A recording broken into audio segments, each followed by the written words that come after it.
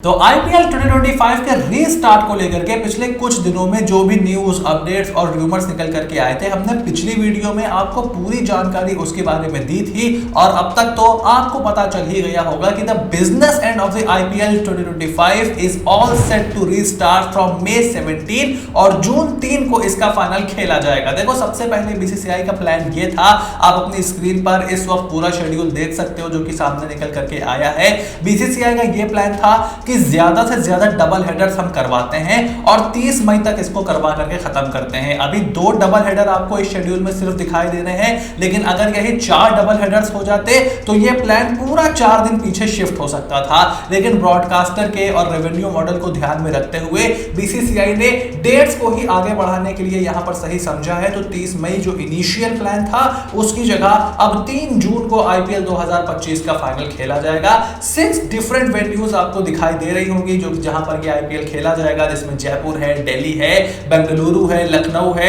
इन सब जगहों पर अभी आईपीएल खेला जाएगा। लेकिन जो फाइनल्स और क्वालिफायर्स का जो ग्राउंड है वो अभी तक फिक्स नहीं किया गया है। उसको लेकर के अभी और भी चीजें देखी जा रही हैं। लेकिन जो रिपोर्ट निकल करके आई है उसके मुताबिक एक बार फिर से आईपीएल 2025 का फाइनल आपको नरेंद्र मोदी स्टेडियम में खेला जाता हुआ दिखाई देगा, अहमदाबाद में 3 जून को। देखो, जिस तरीके से आईपीएल सस्पेंड हुआ, जो भी पूरे देश ने इस वक्त देखा है, जैसे भी चीजें रही हैं, उसके बाद आपको सारे प्लेयर्स की सुरक्षा को तो ध्यान में रखना ही है, साथ ही में उनके मेंटल वेलबीइंग का ख्याल भी आपको रखना है।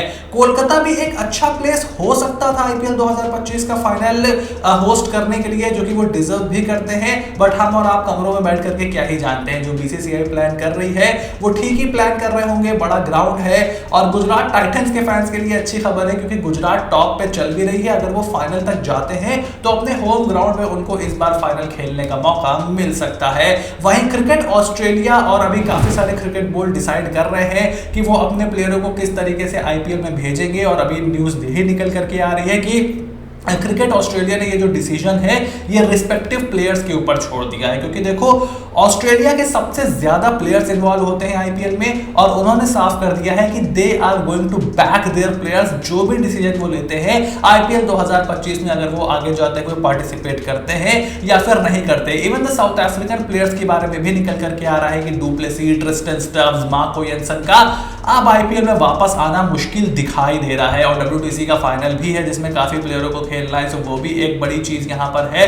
और उसी से रिपोर्ट निकल करके आई है कि जॉश हेजलवुड और मिचेल स्टार्क आईपीएल 2025 के बाकी बचे मैचेस से हो सकता है खुद को बाहर कर ले। जॉश हेजलवुड के तो इंजरी अपडेट भी निकल करके आई है कि उनको कुछ इंजरी का इश्यूज हो रहा है और मिचेल स्टार्क भी बहुत ज्यादा ईगर नहीं दिखाई दे रहे हैं वापस आने के लिए। लेकिन देखो, आरसीबी हो गई, डीसी हो गई, ये अभी भी प्लेऑफ के बड़े कंटेंडर हैं। आरसीबी तो ऑलमोस्ट क्वालिफाई कर गई है, बहुत ही अच्छा उनका सीजन जा रहा था। आईपीएल के सस्पेंड होने से अगर किसी टीम को सबसे ज्यादा नुकसान हुआ है तो वो आरसीबी है, उनके मोमेंटम पे ब्रेक लग गया है। और दिल्ली कैपिटल्स को भी उससे मिलता जुलता नुकसान हुआ है। So they would want ideally to get these players back, लेकिन फिलहाल इन दोनों के नाम पर कोई भी कंफर्मेशन नहीं है। हालांकि जो टीम बाहर हो गई है, यानी कि सनराइजर्स हैदराबाद, उनके कप्तान पैट कमिंस और सलामी बल्लेबाज ट्रेविस हेड आईपीएल 2025 के बाकी बचे मैचेस के लिए अवेलेबल हो जाएंगे।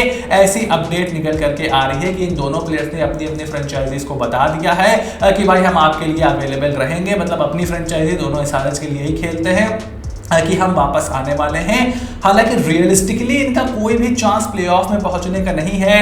अब पैट कमिंस तो एसआरएच के भी कप्तान हैं, बट वो ऑस्ट्रेलिया के भी कप्तान हैं, उनको डब्ल्यूटीसी के फाइनल में भी कप्तानी करनी है। सो उसके बावजूद वो यहाँ पर खेलने आ रहे हैं और इसीलिए मेरा मानना है कि थोड़ा सा ही शेड्यूल आगे बढ़ा है। ऐसा नहीं है कि कोई बहुत ड्रास्टिक चेंज हो गया होगा।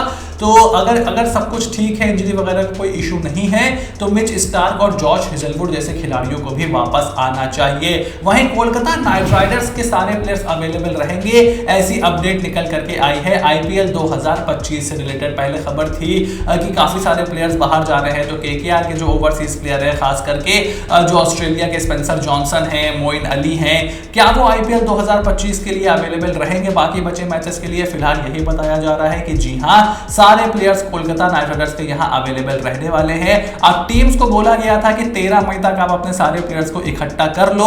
अगर कोई प्लेयर जाता है, आपका इंटीग्रल प्लेयर है, नहीं आता है, तो फिर उसका फ्यूचर कैसे होगा, कि आप रिप्लेसमेंट मंगाओगे बिजनेस एंड के लिए, डिपेंड करेगा कि पॉइंट्स टेबल में आप कहां पर खड़े हो। सो काफी सारी चीजें हैं इसको लेकर के, जो भी अपडेट होगी हम आपको फटाफट यहां पर बताते रहेंगे। तो सबसे पहले चैनल को सब्सक्राइब कर लो, नोटिफिकेशन की घंटी बजाना बिल्कुल भी ना भूलना, क्योंकि 17 मई से दोबारा स्टार्ट हो रहा है IPL 2025। So stay tuned and I will see you soon in the next video.